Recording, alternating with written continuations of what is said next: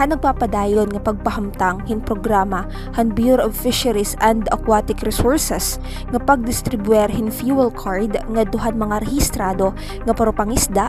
Aada hasay sa 157 ng mga benepisyaryo ang nakapahimulo sini nga programa habung tuhan giwan han nakalabay nga bulan han Marso.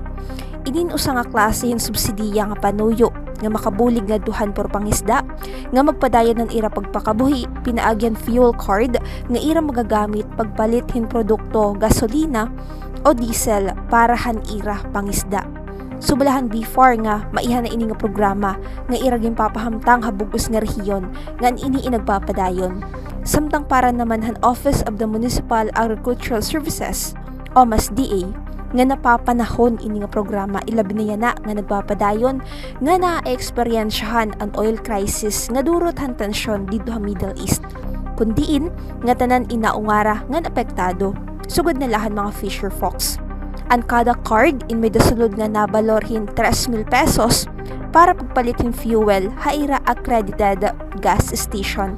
Ini ang gimalasumat ni Miss Danica Melquiades, agricultural technologist han fisheries sector. Iton po mga fisher folks din hagiwan iton mga beneficiaryo hinit nga aton fuel subsidy. So ini po nga fuel subsidy is nagkakantidad ang sulodhin 3,000 pwede nira kuhaon as gasolina or diesel. Depende la po iton hairangan. Diri po iton hiya asya pinapaalala namon han mga nagpakakuha hin fuel subsidy card nga diri iton hiya may salpak man iton hiya iton mga ATM machine pero warit makukuha nga kwarta kay good as quantity of fuel and gasoline. Good 3,000 pesos po iton itsulod. Valid po iton hiya hiton 5 years nga fuel cards. Ging klaro ni Melquiades nga ang eligible lahin nga programa amo anong perpangisda nga rehistrado ha FishR o kon Fisher Folk Registration System. Kareg signon diri makaka-avail han nasabing subsidiya ang diri mga rehistrado ha IRA system. Salit ira ginaaghat ang nga tanan nga perpangisda nga magparehistro ha IRA opisina ha Municipal Agricultural Office agud makatagamtam hinsugad ni mga programa nga nuray angay ikabaraka tungod nga iton pagparehistro in libre. Usag gihapon ang ira ging klaro nga parahan kasayuran han nga tanan nga ini nga fuel card in para lahan mga propangisda.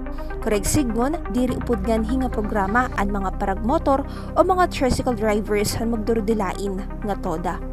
Haurhi nga parte nagdalaw man before kaupod an OMSDA na pinagi hini nga hinabang parahan mga propangisda padayon nga mabak daw ang seguridad ha pagkaon. Partikular na ang fishery sector halayuhan padayon nga inaabot nga krisis halana ngan paghitaas hin mga presyo hana para pliton.